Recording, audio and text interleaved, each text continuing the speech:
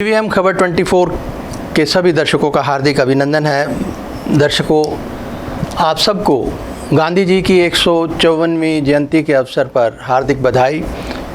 वो एक अलग महान नेता तो नहीं कहेंगे उन्हें, वो प्रवर्तक थे और एक शांति के दूत थे।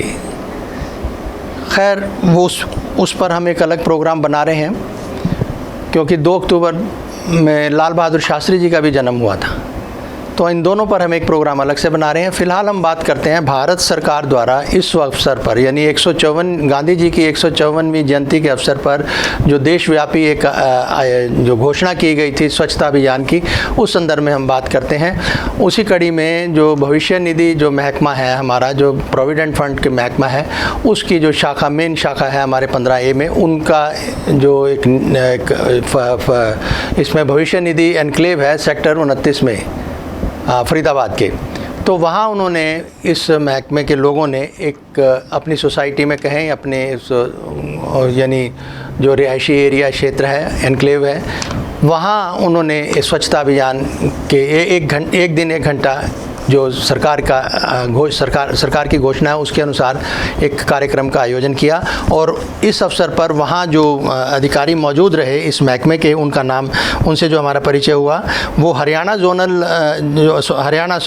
रीजनल जो कमिश्नर राजीव भिष्ट साहब और फरीदाबाद जोनल जो हैं कमिश्नर वो हैं निशा ओवी जी। इनके अलावा हिंद मजदूर सभा के प्रदेश अध्यक्ष SD त्यागी जी थे। उनके साथ एक और श्री गिरी जो है वो भी मजदूर नेता, वो भी मौजूद रहे।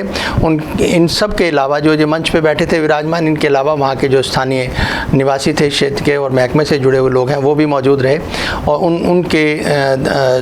उनके द्वारा ये बड़ा एक सफल शांतिपूर्ण एक आयोजन किया गया। तो आइए देखते हैं चंद तस्वीरें।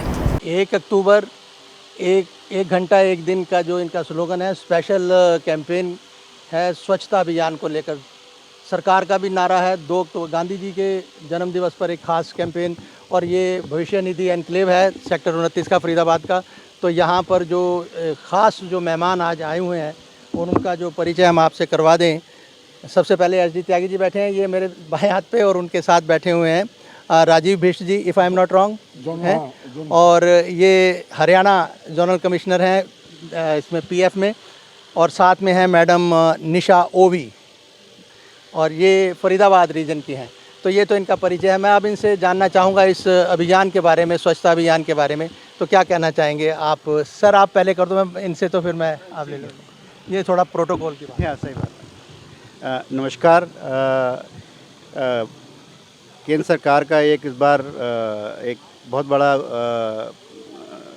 मिशन है, जिसमें कि पूरा देश आज 1 दिन 1 घंटा पूरा सब लोग मिलके पूरे देश में स्वच्छता का आज जो है श्रमदान करेंगे। और इसी के तहत फरीदाबाद में भी आज यही कार्यक्रम के तहत हम यहाँ पे एकत्रित हुए हैं।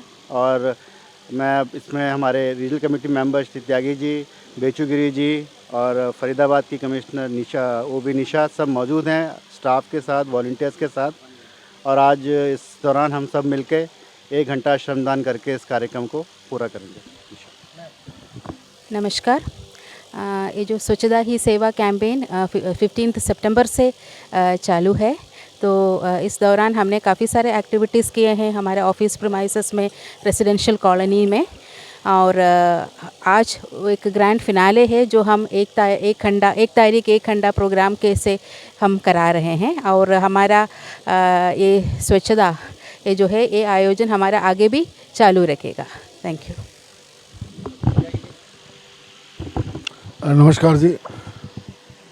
जैसा कि अभी दोनों वरिष्ठ अधिकारियों ने बताया है कि 1 घंटे के लिए आज सबको ये श्रमदान करना स्वच्छता के लिए।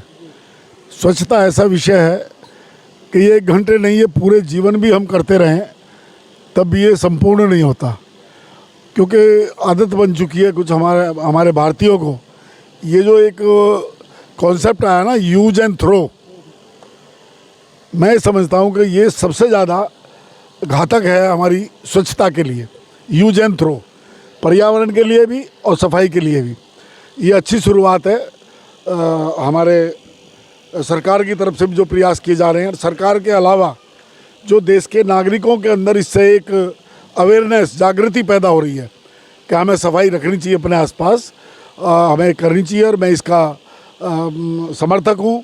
और मैं जहाँ भी कई बार आपके साथ भी डिबेट में मैं बोलता हूँ इस बात को कि हमें सफाई पे वास्तव ध्यान देना, अगर अपने आने वाली पीढ़ियों को, भविष्य को उज्जवल करना है।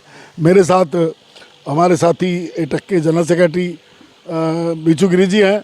इनका स्वास्थ्य थोड़ा ऐसी है, लेकिन ये भी इस पर कुछ अपने विचार। हाँ, आपके कुछ हैं साथी? सबसे पहले तो मैं भविष्य निधि ऑर्गेनाइजेशन का और आपका कि इस अवसर पर कुछ कहने का मौका मिला।